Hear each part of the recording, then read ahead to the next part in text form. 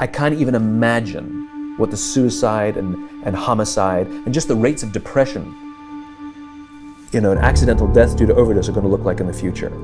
It's going to reach epidemic proportions. It's already, the statistics are already alarming, and yet nobody's sounding any alarm bells. Digital dementia. This is a real medical term right now. This is the idea that we're outsourcing our brains to our smart devices. We're so reliant on our smartphones that our smartphones are making us stupid. Does that make sense? It's convenient. I don't want to memorize 500 phone numbers, right? Nobody wants to do that. But we've lost the ability to memorize one. Like if I give you a 7-digit number now, how difficult? Would it be you find that kind of difficult to memorize, like a phone number that you used to do years ago? Yes or yes?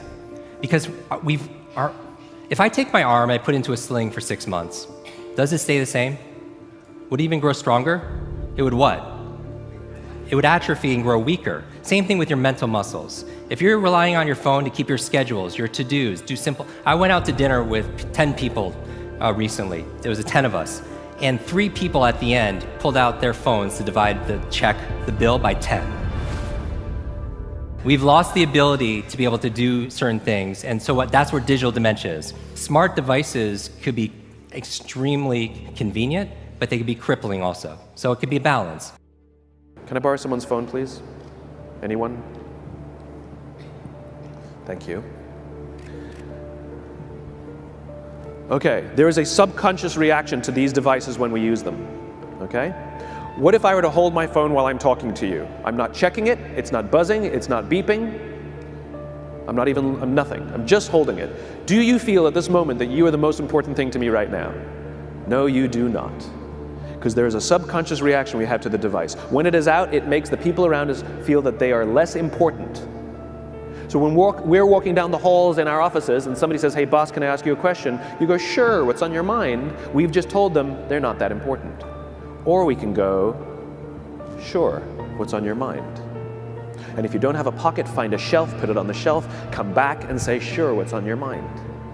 When we show up to a meeting, or a lunch, or a dinner, with our colleagues, our clients, or our friends, or our families, and we put the phone on the table, we have announced to everyone in the room that they are not that important to us. And by the way, putting the phone upside down is not more polite. My favorite one is in the meeting or at a lunch with someone that the phone will ring and the caller ID will pop up and they will go, I'm not going to get it. Oh, so magnanimous. Oh, I'm lucky to eat with you today. Or they could just put the damn thing away. You can tell how addicted we are. When somebody pulls out their phone when you're with them, how uncomfortable does that make us feel? You're walking down the street with someone, they pull their phone out. We feel stupid, so what do? We pull our phones out. We're so addicted. Somebody goes to the bathroom when we're at dinner, and what do we have to sit there by ourselves? God forbid we should look around the room for 5 minutes. We pull our phones out. Meetings, awful. What do we do when a meeting happens, right? Everybody's sitting waiting for the meeting to start. Bob's running a few minutes late. Bob's here? Okay, start the meeting. Do you know when relationships are built? All that in between time. Thank you very much.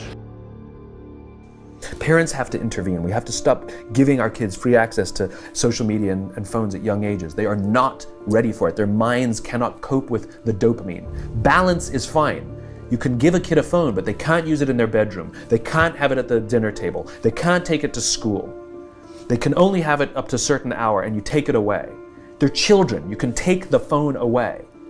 We've got to intervene as parents. But as companies, we now have to deal with the influx of kids that are coming into our companies with addiction. Watch, I see it all the time. Walk through any office. You'll see the older employees have their phones on the sides of their computers as they're working.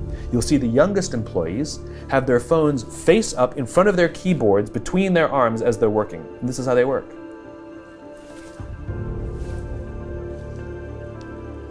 And the science is alarming.